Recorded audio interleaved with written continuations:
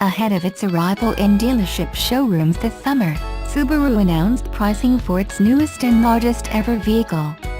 The Golden Retriever-approved 2019 Ascent 3-row crossover, built at the Japanese automaker's Indiana assembly plant, will kick off pricing at $32,970, with destination charges included.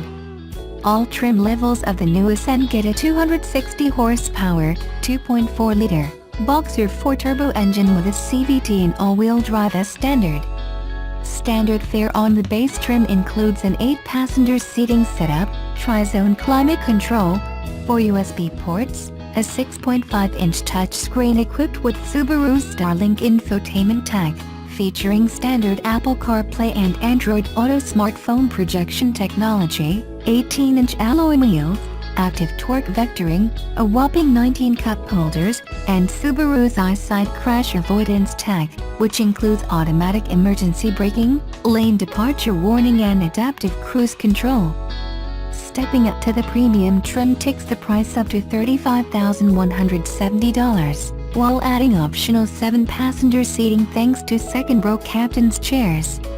Other additions with the trim include blind spot monitoring with rear cross-traffic alert, heated body color side mirrors, chrome exhaust tips, heated front seats, stain-resistant cloth upholstery, rear climate controls, leather-wrapped steering wheel and shifter, privacy glass, windshield de-isser, power-adjustable driver's seat, and a larger 8-inch Starlink touchscreen in the cockpit equipped with 4G LTE Wi-Fi.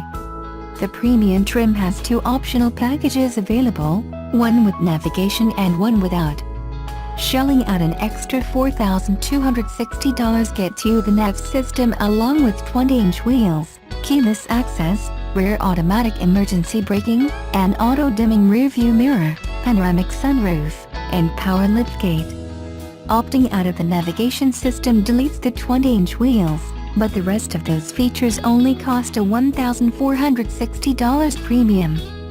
Jumping up to the limited trim brings with it leather seating, heated second-row seats to keep the dogs warm, second-row sunshades, LED headlights and fog lights, automatic high beams, proximity entry and push-button start, 4-way power-adjustable passenger seat, adjustable driver's seat thigh support, 2 extra USB ports, heated steering wheel and more chrome trim, all for $39,970.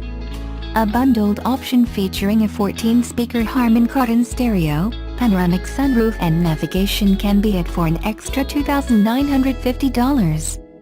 For those who want to shuttle their outdoorsy family with all the bells and whistles can have the $45,670 touring trim with fake wood trim, cooled front seats, a front camera, rain-sensing wipers, yet another 2 USB ports, even more chrome accents, touring exclusive brown leather, third-row sunshades, a 120-volt outlet, a digital LCD rearview camera mirror and silver side mirrors.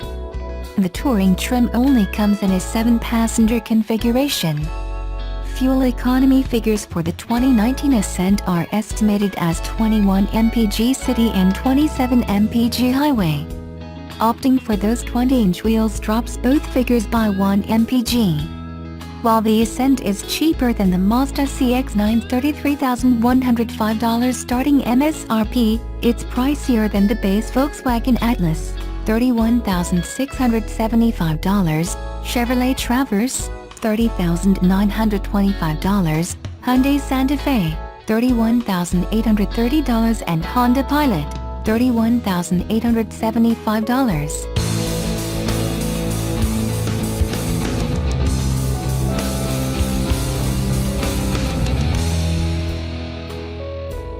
Tesla made a significant change to its electric motor strategy with the introduction of the Model 3, switching from an AC induction motor to a permanent magnet motor.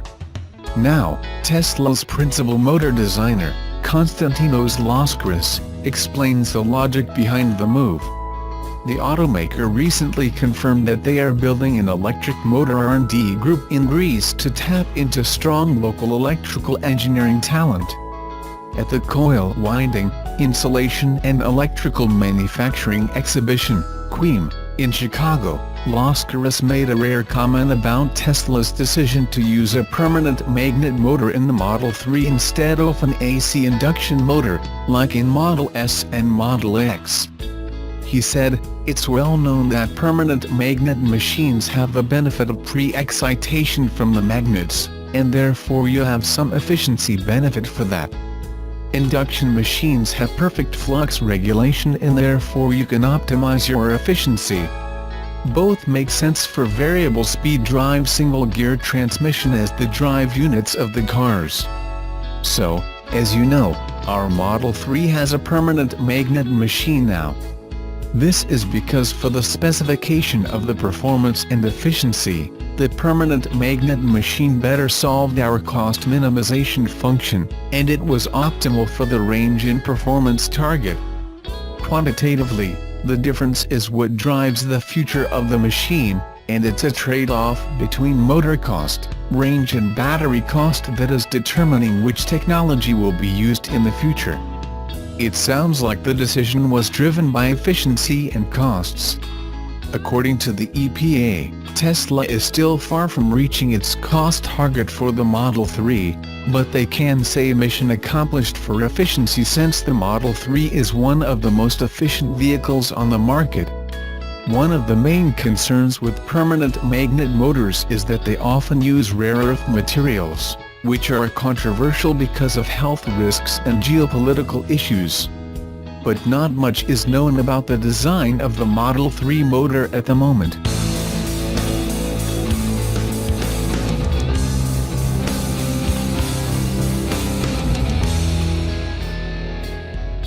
Has there ever been a better time to launch an electric car? There's a good argument in favor with current anti-diesel semantics and to a lesser extent anti-combustion engine sentiment from the government. However, concerns about range in pure electric vehicles has kept their sales to a small percentage of the UK total. With this new second-generation Leaf, Nissan hopes to persuade even more drivers to switch to electric thanks to a greatly improved range capability and a host of new technology. Nissan claims the Leaf will be bought by a wide cross-section of the public, just like any other hatchback. It claims buyers aren't limited to cities and the car isn't just a second car in a household. However, the majority are bought by private individuals. Nissan doesn't give exact figures for sales expectations, but the previous Leaf sold 5,600 units in its best year in 2017.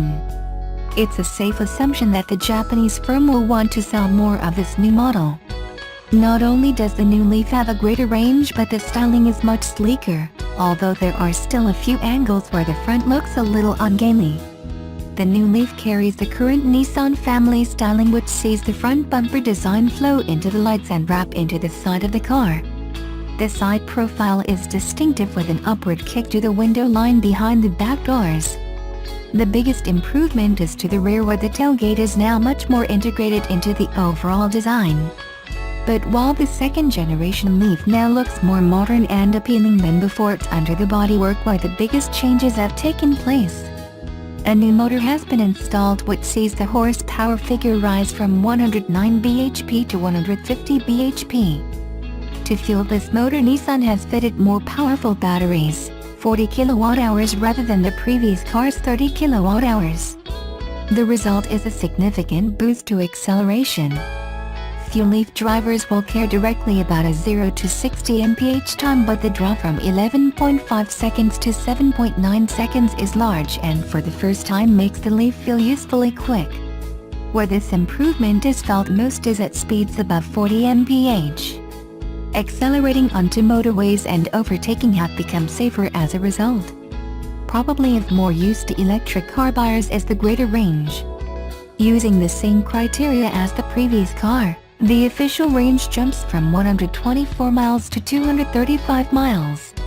Nissan has also tested the Leaf using a newer, more real-world system that provides a range figure for mixed driving of 168 miles.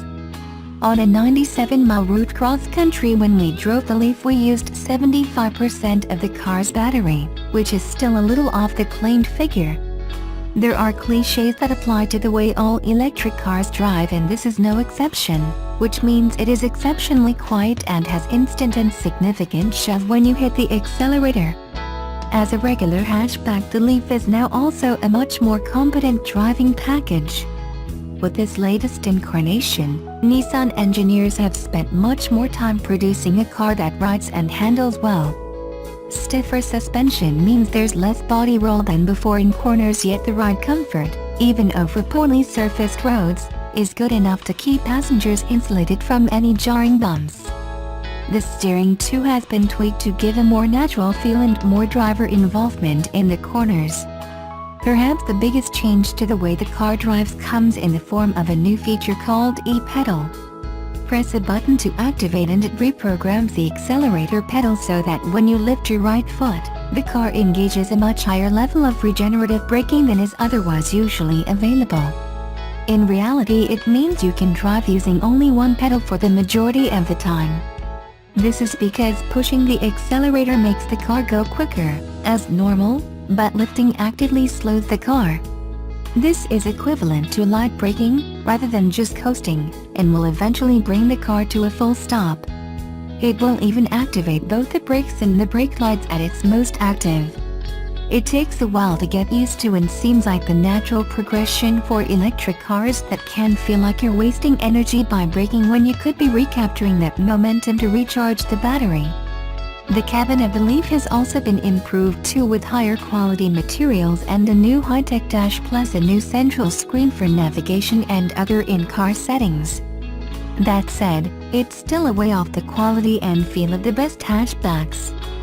Plus there's one significant oversight by Nissan: the lack of reach adjustment to the steering wheel, something that every other car in the small family car sector offers. That omission on the steering wheel, coupled with a very high driver's seat, means that taller drivers will find themselves looking out of the top portion of the windscreen and find the rearview mirror blocking vision in left-hand bends and turns. Meanwhile, taller rear seat passengers will also find headroom as limited by the inwardly sloping sides to the upper half of the doors. As a positive, the boot is bigger than before at a competitive 400 liters, although there is still a large lip-to-lip luggage over. The rear seats fold but don't form a flat floor. Alongside the battery tech and the e-pedal, Nissan has also introduced a clever cruise control system to help keep the car in a lane and slow or speed up depending on traffic and the maximum speed set by the driver. Like similar tech from premium brands Volvo and Mercedes, the system will bring the car to a complete stop and then restart when traffic clears. The few negatives may be a shame but are outside the core reasons for buying the new Leaf, which are the much improved driving experience and significantly better range.